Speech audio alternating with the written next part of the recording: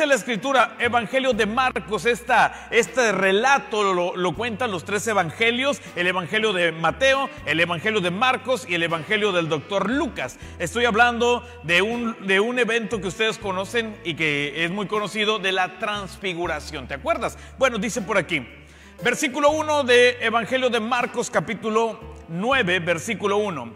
También les dijo, de cierto os digo, que hay algunos de los que están aquí que no gustarán la muerte hasta que hayan visto el reino de Dios venido con poder. Oiga, qué palabra tan fuerte.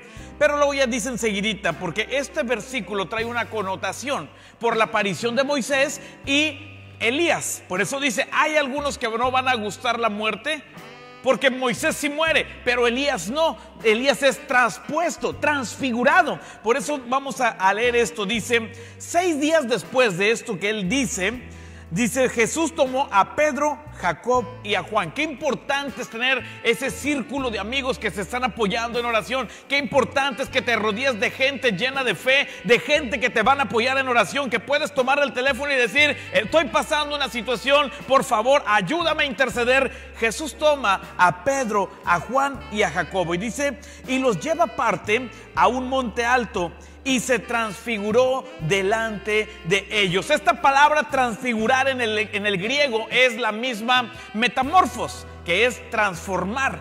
La usa Pablo en Romanos capítulo 12 y también la usa en primera carta a los Corintios cuando dice seremos transformados, y en Romanos en el versículo que conocemos, transformados por medio de la renovación. Pero aquí también esa misma palabra metamorfos la está usando Jesús en esta parte. Se transfiguró, se transformó delante de ellos. Dice por aquí, según a los ojos de Marcos, y sus vestidos se volvieron resplandecientes, muy blancos como la nieve, tanto que ningún lavador en la tierra los puede hacer tan blancos. ¿Te imaginas la gloria majestuosa de Dios, que ni siquiera la mejor lavandería podía hacerlos igual de resplandecientes? Y dice el versículo 4, inmediatamente se le apareció Elías con Moisés, que hablaban con Jesús. ¿Te acuerdas el primer versículo? Hay de algunos que no van a gustar la muerte. Cuando los discípulos ven, dice, seguramente estaba hablando de esto, porque Moisés sí murió, pero Elías fue transpuesto. Versículo 5, entonces Pedro dijo a Jesús, Maestro, bueno es para nosotros que estemos aquí y hagamos 3 enramadas, una para ti, otra para Moisés y otra para Elías. Porque no sabía lo que hablaba, pues estaban espantados. Entonces vino una nube que les hizo sombra, y desde la nube una voz que decía, este es mi hijo amado, a él oíd. Y cuando miraron, no vieron más a nadie consigo, sino solo a Jesús. Oiga, qué evento tan glorioso, la oportunidad de los discípulos de poder ver la majestuosa gloria de Dios y ver a Moisés y ver a Elías en un representativo de la ley y los profetas. El que ha de venir vendrá. Preciosa la gloria del Señor, amada familia. Y lo que más me llama la atención es que ellos dicen, ¿para qué bajamos del monte? Porque están en un lugar alto. El monte, en los tiempos antiguos, el monte se le consideraba el lugar donde la humanidad tenía contacto con Dios. Si te das cuenta, cuando en la conversación de Jesús y la mujer samaritana dicen, nuestros padres adoraron en este monte, pero ustedes dicen que es en este monte. Pero no es en el monte, sino en el corazón, como Jesús lo establece. Pero era la creencia de los judíos. De hecho, Jesús, el mejor sermón y más extenso, se le conoce como el Sermón del Monte, porque era el lugar donde la humanidad tenía comunión con Dios. Así que a Pedro se le ocurre esto. ¿Para qué bajamos? Mejor es bueno quedarnos aquí arriba. ¿Y sabes qué es el representativo? Lo que está diciendo Pedro, aquí estamos cómodos. Aquí no gustamos de problemas. Aquí no hay riesgo de contagio. Aquí no hay ningún riesgo de que quizás algo nos pueda pasar, porque estamos en la comodidad, Jesús. Aquí podemos levantar un altar. ¿Para qué vamos a la iglesia si aquí nos podemos quedar?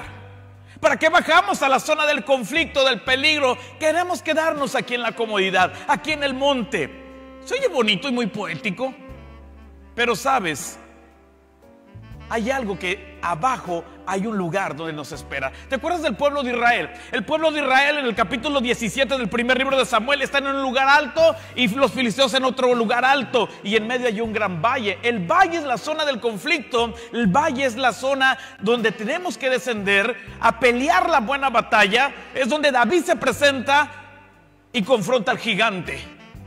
Allí es donde tenemos que descender. Mientras todos están teniendo temor, porque Pedro dice, estamos espantados. ¿A qué descendemos abajo? Nos queremos quedar aquí arriba. Hoy hay un temor en la gente que tiene temor a congregarse, tiene temor de salir de casa, tiene temor de ir a las tiendas, tiene temor de ir a los supermercados. Porque hay un temor, quieren quedarse en la enramada, quieren quedarse en ese lugar de la comodidad. Dice por aquí, y luego... versículo 8, cuando miraron, dice, no vieron más a nadie consigo, sino a Jesús solo.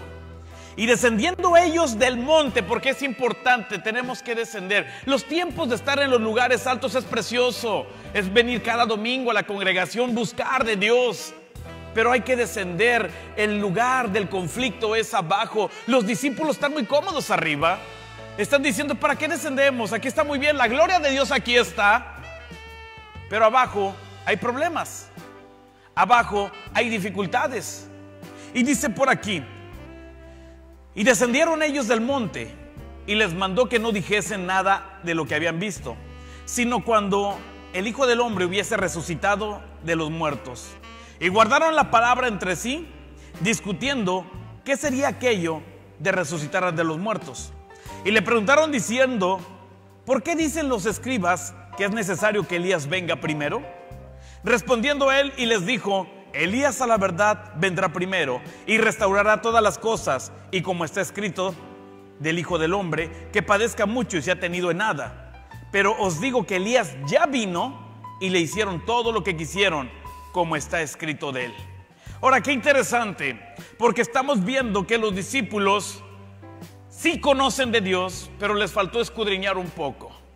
Hoy nos hace falta meternos a la palabra de Dios, indagar todo lo que nos habla del Señor Jesucristo, y más en estos tiempos de dificultad, conocer los tiempos. Hoy hay un temor por tantas ideas conspiracionalistas que se levanta, por tantas ideas, líneas de pensamiento que se levantan, que si ya es el fin del mundo. Amada iglesia, hermanos, ¿eso va a acontecer algún día? Sí. No sabemos si nos toca a nosotros verlo o no, pero en cuanto a lo que compete a las escrituras, en toda la catástrofe que habla Mateo 24, viene algo tan importante, una cláusula muy bonita que nos dice, y será predicado este evangelio para testimonio de las naciones. ¿Quién lo va a predicar?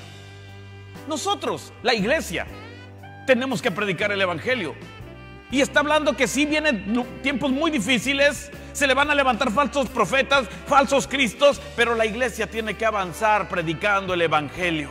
Jesús lo está diciendo, necesitan leer para que empiecen a discernir los tiempos, entender los tiempos.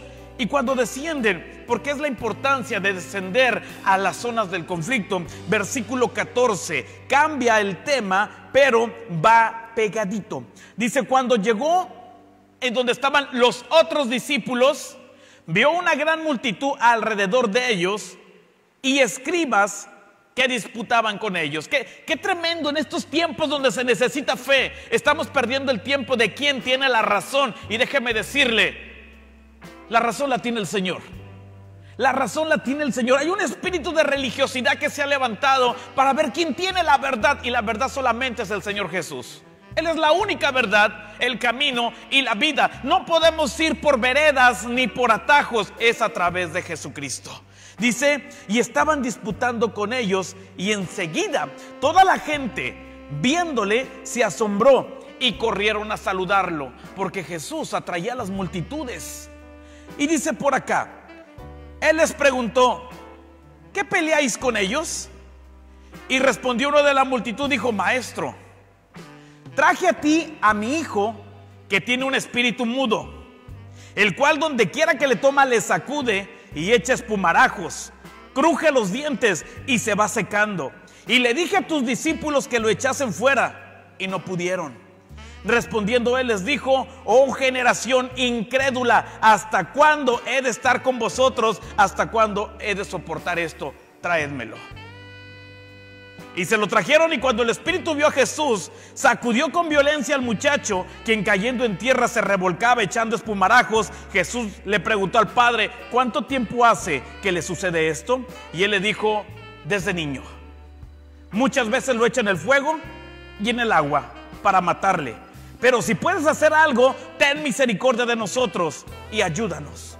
Jesús le dijo: si puedes creer, al que cree, todo le es posible. E inmediatamente el padre del muchacho clamó, importantísimo, clamó y dijo: creo, pero ayuda mi incredulidad. Y cuando Jesús vio que la multitud se agolpaba, reprendió al espíritu inmundo y le dijo: espíritu inmundo y sordo, yo te mando, sal de él y no entres más en él. Entonces el espíritu, clamando y sacudiéndolo con violencia, salió, y él quedó como muerto, de modo que muchos decían: está muerto.